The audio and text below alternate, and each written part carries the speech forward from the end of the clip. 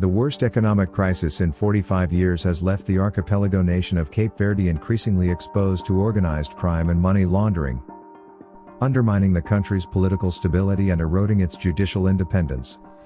Corruption is everywhere. Drug money is all over the country. The G7 Financial Action Task Force, which investigates money laundering, gave a no-pass report, putting Cape Verde on the European grey list. Criminals were using businesses, non-governmental organizations and real estate companies to launder money. Cape Verde's location makes it an important transshipment and storage point for drugs being trafficked from Latin America to Europe.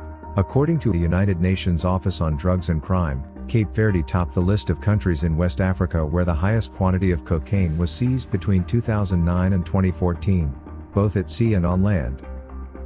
Cape Verde's constitution prohibits torture, but the media continues to report instances of police brutality, excessive force, and aggression against suspects. Oh my God! The National Police Council responded to the abuses in most cases, says a U.S. Department of State 2015 Human Rights Report. According to Hartwig Fischer, who sits on the Committee for Human Rights and Humanitarian Aid, Cape Verde lacks the means to guard the seaways against illegal migration and drug trafficking.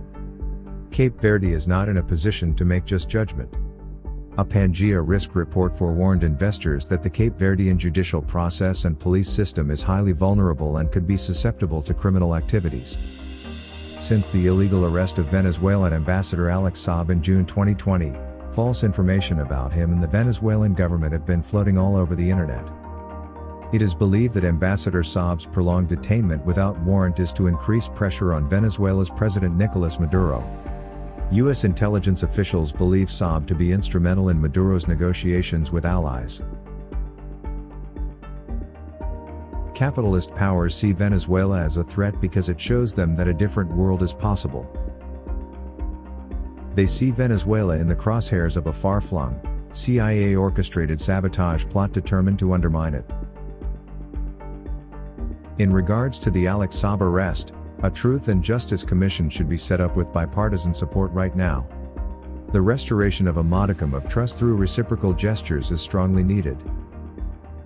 Aprovecho esta oportunidad para llamar la atención del grupo de trabajo sobre la preocupante situación del embajador Alex Saab, detenido arbitrariamente en Cabo Verde desde el pasado 12 de junio de 2020. Se impulsa un ilegal proceso de extradición a los Estados Unidos, a pesar de un fallo vinculante del Tribunal de Justicia de la CDA. A pesar de todo esto, las autoridades caboverdianas se niegan a liberarlo, a respetar su inmunidad e inviolabilidad.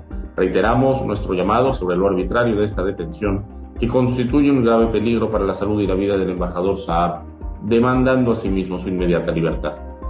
For the evident U.S. persecution against our country, we demand respect for their human rights and their immediate release, as the ECOWAS court has decided.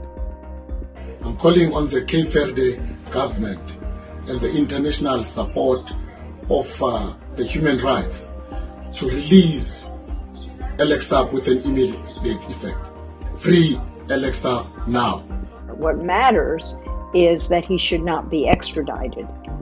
He should be released. There's just no question about that. This is the U.S. using the long arm of its law as it tries to do around the world.